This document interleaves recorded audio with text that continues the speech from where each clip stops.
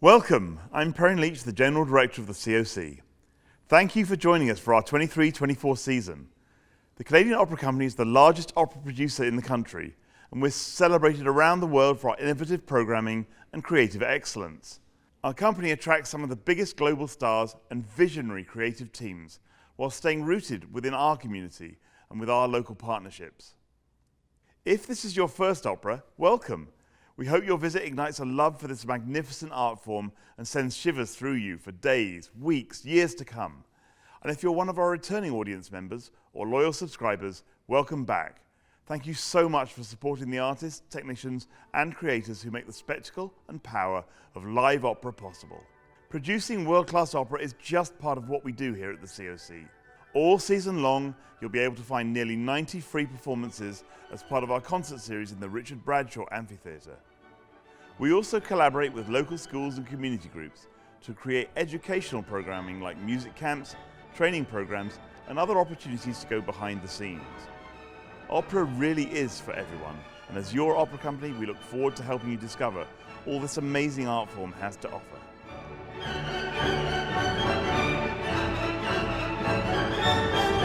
Hi, I'm Simone Osborne. I'm so glad to be back in Toronto at the Canadian Opera Company performing Norina in Don Pasquale by Gaetano Donizetti. This is an opera that hasn't been performed on the COC stage in nearly 30 years. But if you love big laughs, bold design, and music that is as fun to hear as it is to perform, this is definitely the opera for you. Today, I'm going to help prepare you for your visit with a breakdown of some of the opera's main plot points, design inspiration, and major musical moments. So sit back as we get ready for the absolute delight that is Don Pasquale.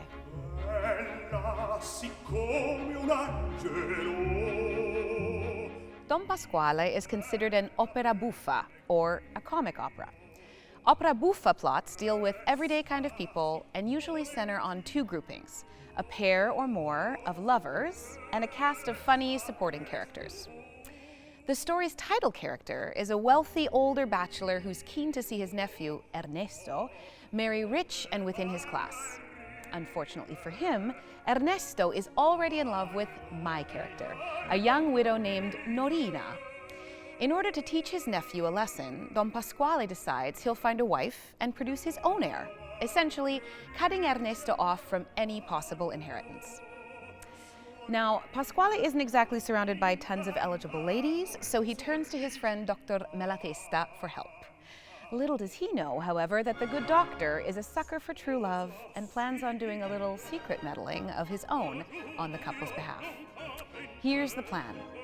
Norina will disguise herself as Malatesta's sister Sophronia and marry Ernesto's uncle in a pretend ceremony. She'll then transform into an unbearable bridezilla that will make Pasquale desperate to rid himself of her, even if that means letting the young lovers reunite.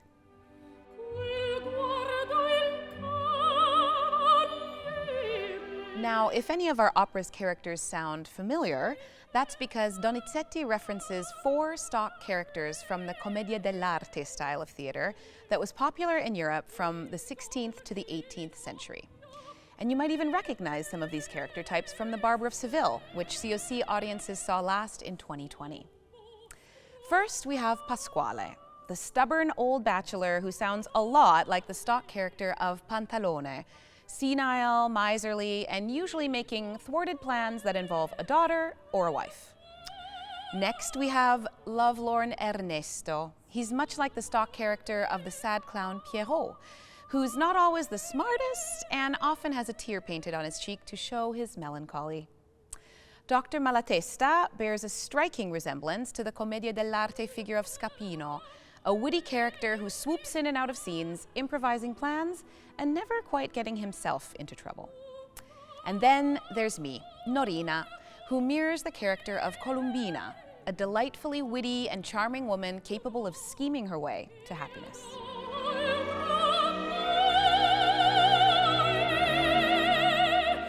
Barbe and Doucet joined forces nearly 25 years ago, and since then have created over 40 new opera productions known for their creativity and sense of spectacle.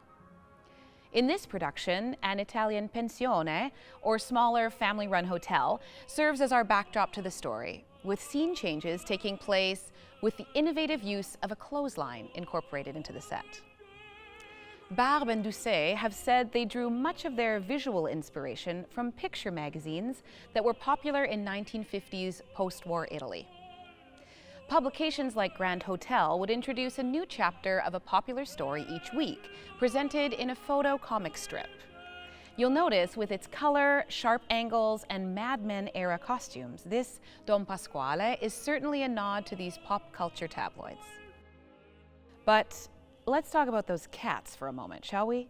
By now, you've probably seen them featured in COC advertising, and during the show, there's a whole litter of neon green kitties decorating various scenes. Truthfully, they don't have anything to do with the opera's plot, but in this production, the creative team has envisioned a most ironic situation where our title bachelor is a huge cat lover, but also toxically allergic to them.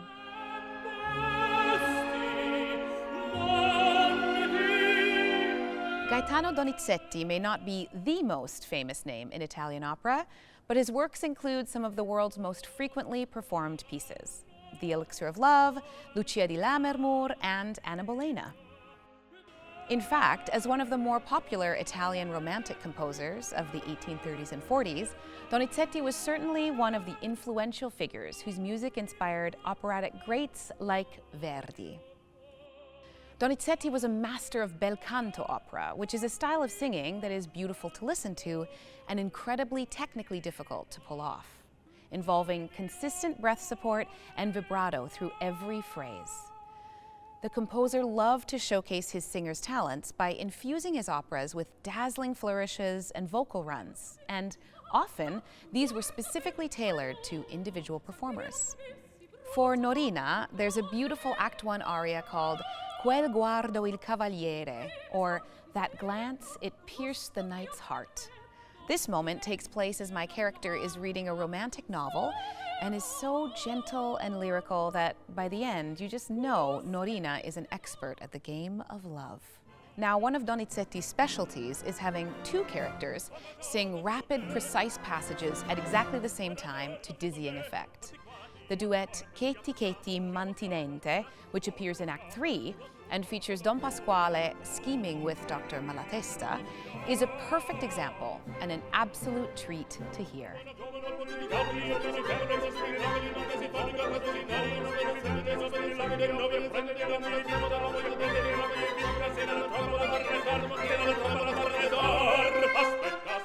Why should audiences come and see this Pasquale? Well, it hasn't been seen at the COC in 30 years, so you don't want to miss it this time. It's also such a fun and vibrant and light production, but the music is so great. So it's perfect for a new opera goer, it's perfect for a seasoned opera goer, great for all ages, and it's just a fun night at the theater.